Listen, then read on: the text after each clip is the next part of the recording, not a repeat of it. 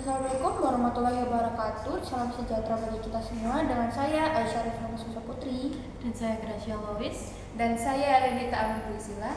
Hari ini kita akan membahas tentang pengaruh TIK dalam pendidikan.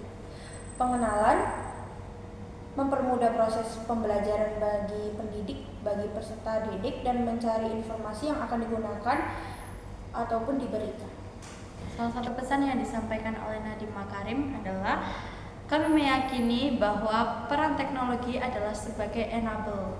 Teknologi tidak akan menggantikan peran guru, tenaga pendidikan, dan kepala sekolah ataupun positif dari pengaruh teknologi dalam pendidikan adalah semasa pandemi, teknologi telah memudahkan pelaksana pembelajaran secara daring sehingga pendidik dapat dengan mudah menyampaikan materi kepada peserta didik.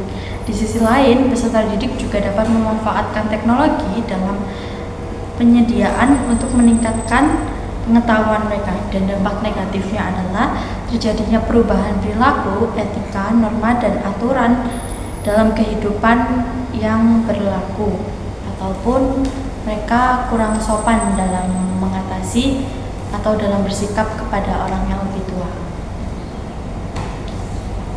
Dan mungkin ada yang ingin ditanyakan dari penjelasan yang telah disampaikan tadi. Saya akan bertanya, apa dampak positif dalam teknologi di pendidikan? Saya boleh menjawab? Jawaban saya adalah memudahkan pelaksanaan belajar mengajar. Lalu, apa jika tadi itu dampak positif, maka apa dampak negatif? Biasanya terjadi perubahan perilaku, norma, etika. Ataupun mereka bisa bersikap kurang seperti tidak dididik, ataupun mereka bersikap selayaknya bukan pelajar. Ya benar. Karena adanya pertumbuhan teknologi. Apa hal yang bisa dilakukan untuk memajukan teknologi itu? Semakin dimajukan untuk mempermudah anak bangsa.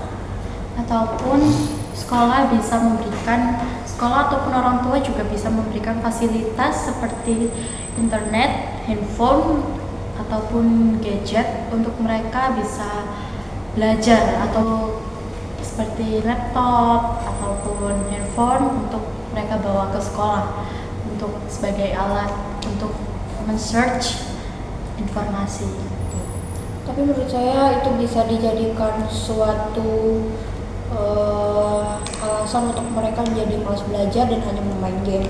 Tapi menurut saya yang Anda katakan itu ada benarnya. Mungkin orang tua juga bisa mengantisipasi dengan memberikan jam-jam tertentu di mana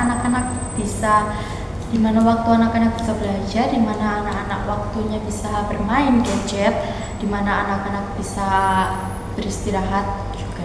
Mungkin itu salah satu antisipasi orang tua yang bisa dilakukan. Dan menurut saya salah satu membahayakan dari perubahan sosial pendidikan sekarang adalah maraknya seperti hal-hal yang seperti pornografi ataupun hal-hal yang tidak layak didengar oleh anak-anak. Itu kira-kira cara mengantisipasinya itu bagaimana? Ya, menurut saya orang tua bisa mengawasi anak-anaknya dalam penggunaan gadget. Bisa memasang, kan sekarang karena zaman sudah maju ya, bisa memasang salah satunya family link, bisa dihubungkan melalui handphone anak. Dengan itu kita bisa mengawasi apa yang anak tonton, apa yang anak lihat. Tapi dengan memasang family link itu juga menurut saya juga kurang setuju ya, karena dirasa itu juga melanggar privasi anak, karena setiap orang juga punya privasi yang berbeda-beda ya, dan mempunyai hak untuk melakukan privasi itu.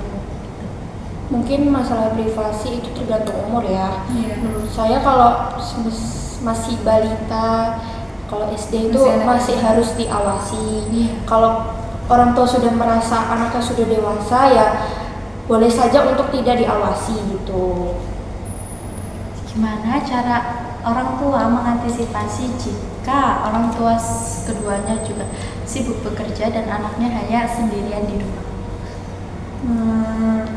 Menurut saya sih anaknya mungkin bisa belajar ya apa yang bisa dipilih dengan baik apa benarnya, mungkin harus dipisah antara kedua itu karena mungkin anak itu bisa dewasa dengan sendirinya dan bisa membedakan apa yang benar apa yang baik dan salah. apa yang salah. Dan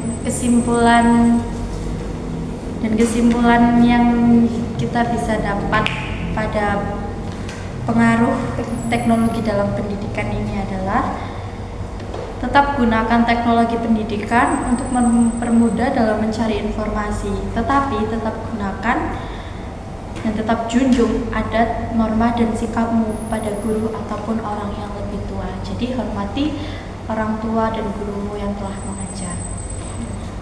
Sekian, terima kasih, itu yang bisa kita sampaikan pada hari ini. Kurang lebihnya mohon maaf. Kami akhiri. Wassalamualaikum warahmatullahi wabarakatuh.